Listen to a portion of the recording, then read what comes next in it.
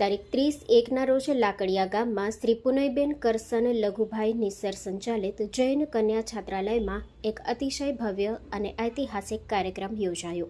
કાર્યક્રમમાં માતૃશ્રી પાર્વતીબેન દામજી ખેરાજ છાડવા કોલેજના પ્રથમ માળના બિલ્ડિંગનું ઉદ્ઘાટન, દાતાઓનું સન્માન અને તેમના વરદ હસ્તે તકતીઓનું અનાવરણ કરવામાં આવ્યું.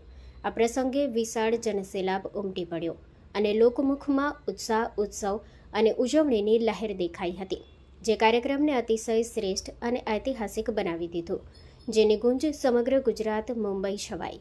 આ કાર્યક્રમમાં મુખ્ય મહેમાન તરીકે ગુજરાત રાજ્યકક્ષા વિભાગના ઉચ્ચ શિક્ષણ અને ટેકનોલોજી મંત્રી ત્રિકમભાઈ ચાંગા, કુલદીપસિંહ જાડેજા, સમાજ સેવક ડૉક્ટર તનુજાબેન અંસારી, સમારંભના અધ્યક્ષ ડૉક્ટર નાગજીભાઈ રીટા, વાગડ વિસા ઓસવાડ ચોવીસી મહાજન, ભૂતપૂર્વ નાણામંત્રી બાબુભાઈ મેઘજી શાહ, લાલજીભાઈ કરસન કારિયા ઉપપ્રમુખ, Bhachau Jain boarding Talaksibhai Lakhamsinh Nandu, Euro school trustee Prakashbhai Chhadva પ્રમુખ, લાકડિયા યુવક મંડળ હરિલાલભાઈ રીટા, કુમારી Jagrutiben Babubhai Shah, doctor Mohan Patel vice chancellor Kutch university, doctor Anil Gor કુલ સચિવ કચ્છ યુનિવર્સિટી, વિકાસભાઈ રાજગોર ભચાઉ મામલતદાર, રાજપૂત સાહેબ, લાકડિયા સરપંચ સુલેમાનભાઈ અને લાકડિયા ગામના અનેક દાતા અને સામાજિક આગેવાનો ઉપસ્થિત રહ્યા.